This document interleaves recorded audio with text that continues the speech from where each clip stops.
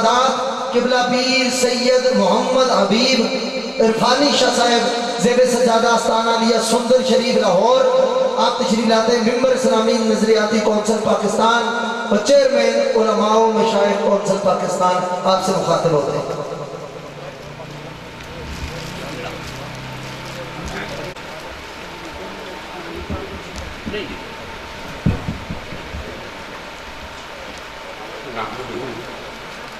نحمده ونصلي على رسوله الكريم اما بعد اعوذ بالله من الشيطان الرجيم بسم الله الرحمن الرحيم۔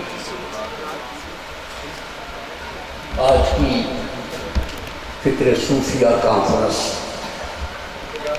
اس میں سعادت سلیم چشتی صاحب کی دعوت ملی اور میرا خیال ہے کہ اگر میں مواقع میں نہیں ہوں تو جب داتا حضور پر داتا حضور کی درگاہ پر جب بم دھماکے ہوئے تھے تو سلیم صاحب کے ساتھ اس کے بعد پہلی ملاقات، مدت کے بعد ملاقات ہوئی اور 15 سال بعد یقیناً محبت میں جو ہے کوئی کہیں بھی بیٹھا ہے، کوئی کسی بھی خانقاہ پر ہے، کوئی کسی صاحب مزار کی امانات کو اپنے پاس لیے بیٹھا ہے، تعلق کہیں نہ کہیں سے نکل آتا ہے، کہیں نہ کہیں سے بن جاتا ہے۔ میں فکر صوفیہ کے حوالے سے بات میں کہ پہلے ایک واقعہ ہے کہ ایک موقع پر علامہ اقبال کو کشمیر سے ایک خط گیا اور اس خط میں یہ تھا کہ میں نے تمہیں ایک عجیب کیفیت میں دیکھا اور میں تمہارا دیدار کرنا چاہتا ہوں۔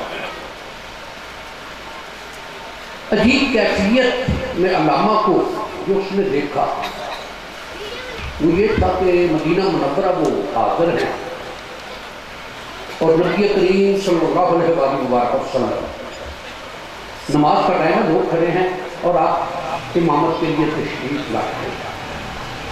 مصلی پر کھڑے ہوئے تو ارشاد فرمایا کہ اقبال کہاں ہے، اقبال کو بلاؤ۔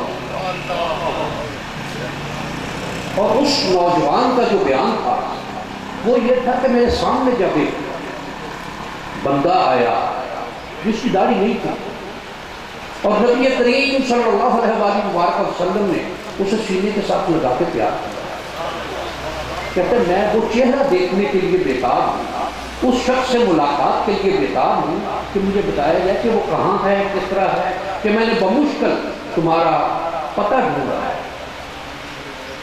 کچھ وقت گزرا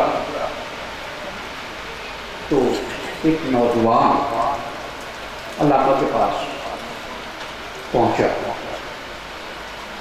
اور تعارف اس نے یہ کرایا کہ میں کشمیر سے آیا ہوں اور میں نے اتنے مہینے پہلے تمہیں خط لکھا تھا۔ علامہ نے خط ڈھونڈنے کی کوشش کی، نہیں ملا،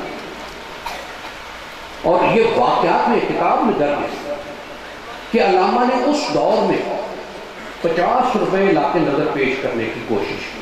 ان کا نہیں، میں اس لیے نہیں، میں یہ چہرہ دیکھنے کے لیے آیا ہوں کہ جس کے چہرے پر داڑھی نہیں ہے لیکن نبی کریم صلی اللہ علیہ وسلم کی بارگاہ میں وہ اتنا پسندیدہ ہے، اتنا مقبول ہے کہ آپ نے سینے کے ساتھ لگا کر اسے پیار کیا۔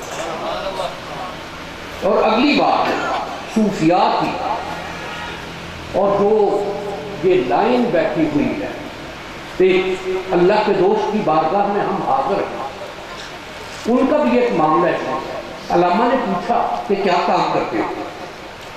اس نے کہا جی ہم پینشن پر ہیں۔ علامہ نے پوچھا کہ تمہاری عمر کیا ہے؟ اس نے کہا جی وہ 28-29 سال۔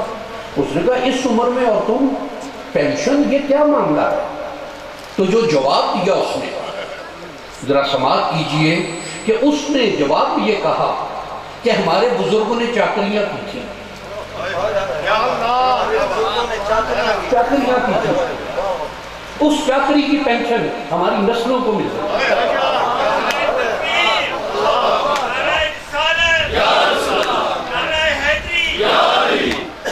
یہ اللہ کے دوستوں کا معاملہ ہے۔ اپنے اللہ کی بات کرتے ہیں.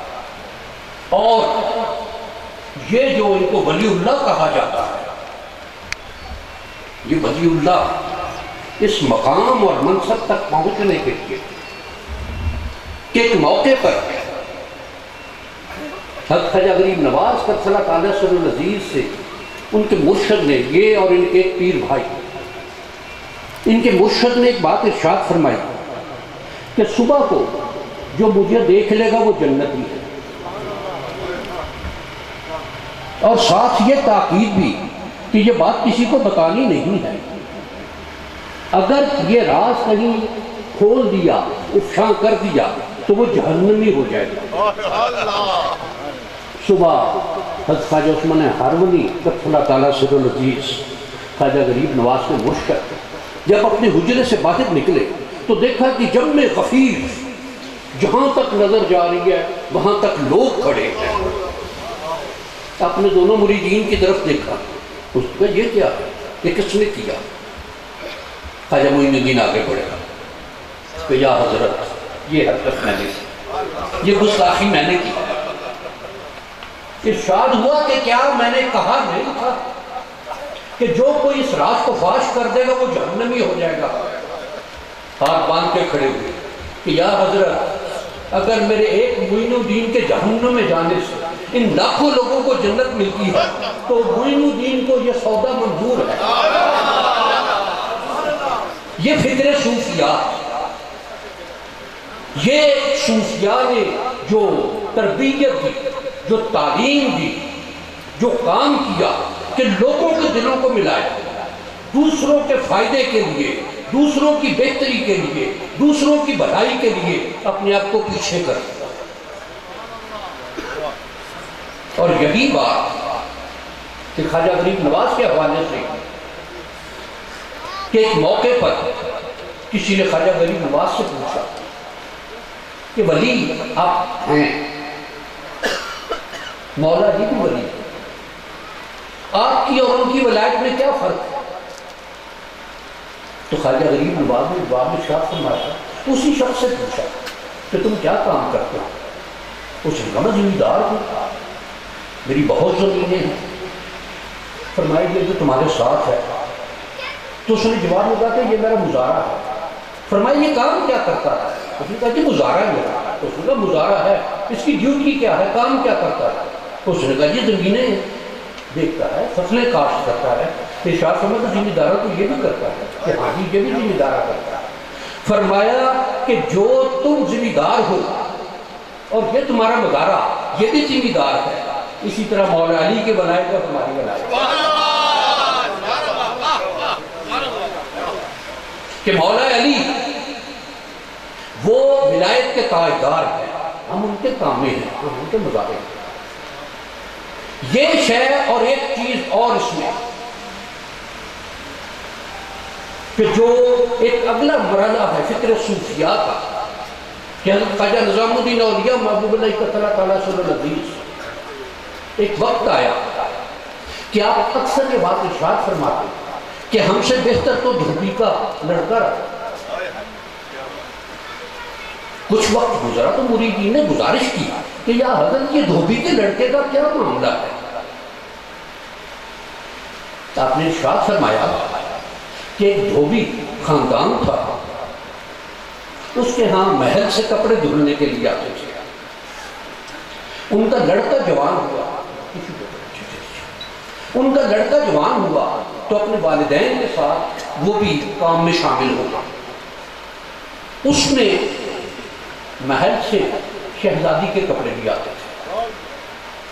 آہستہ آہستہ یہ ہوا کہ اس دھوبی کے لڑکے نے اس شہزادی کے کپڑے اپنی ذمہ داری کرنا اور وہ ایک نادیدہ عشق میں مبتلا ہو گیا کہ بڑے پیار سے اس نے کپڑے دھونے، استری کرنے، بڑے پیار سے رکھنے. ایک دن دھوبن کو شک ہوا کہ یہ لڑکا ہمیں مروا نہ دے. اس نے اپنے خامد سے بات کی کہ ذرا لڑکے کا حال دیکھو، مجھے تو لگتا ہے کہ یہ کسی اور خیال میں چلا گیا ہے، اور یہ بات اگر محل تک چلی گئی تو بادشاہ تو ہمارے پورے خاندان کو مروا دے گا. دھوبی نے جب دیکھا تو اسے بھی شک ہوا انہوں نے آہستہ آہستہ اپنے بیٹے کو اس کام سے علیحدہ کر دیا۔ وہ بیٹا دھوبی کا جو شہزادی کے عشق میں مبتلا ہوا، وہ کپڑے دھوتا، استری کرتا، طے کرتا، اس میں اس کے اندرون کی بات نکلتی چلی جاتی۔ جب اس کو علیحدہ کیا گیا، بیمار ہوا اور کچھ دن میں مر گیا۔ ادھر جب شہزادی کے کپڑے جانے شروع ہوئے تو اسے بھی فرق محسوس ہوا کہ پہلے کپڑے کسی اور انداز میں آتے تھے، اب کسی اور طرح سے آتے تھے۔ دھوبن کو بلایا، اس سے پوچھا کہ یہ کیا معاملہ ہے، کون کپڑے دھوتا تھا میرے؟ اس نے کہا میں دھوتی تھی۔ اس نے کہا نہیں، سچی بات ہے۔ جب اس نے سختی کی تو دھوبن، ایک تو بیٹے کا غم، اوپر سے یہ بات، رونے لگے اور شہزادی کو ساری بات سنا دی کہ اس طرح سے میرا بیٹا، ہمیں یہ شک ہوا کہ وہ تیرے عشق میں مبتلا ہو گیا، ہمیں ڈر ہوا کہ ہم مارے جائیں گے، ہم نے علیحدہ کر دیا، اور وہ جو جس کا عشق، جس کی محبت تیرے کپڑوں کے ذریعے سے پوری ہو جاتی تھی، جب وہ نہیں اس کا معاملہ ہوا، وہ مر گیا۔ شہزادی نے اسی وقت بگی تیار کرایا، پھول منگوائے اور دھوبن سے کہا کہ مجھے اپنے بیٹے کی قبر پر لے جاؤ۔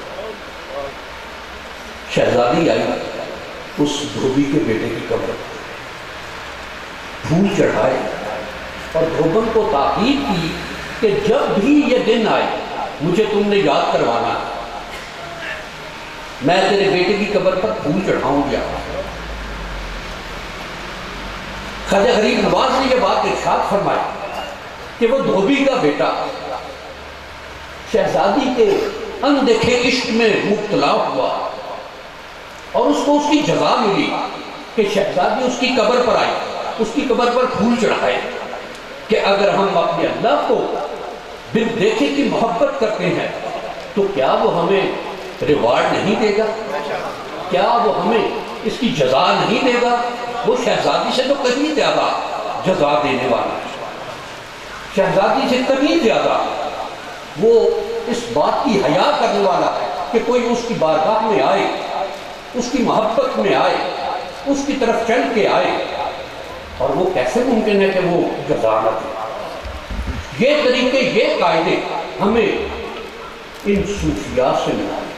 ان کی فکر یہ ہے کہ بندے کا ہاتھ پکڑے اور اپنے نبی کریم صلی اللہ علیہ وآلہ وبارک وسلم کے تبسط سے، ان کے توسل سے، ان کے وسیلہ جلیلہ سے اپنے اللہ کی بارگاہ میں پیش کرتے۔ اللہ تعالی ہمیں ان تعلیمات پر پوری طرح سے عمل کرنے کی توفیق عطا فرمائے۔ وآخر دعوانا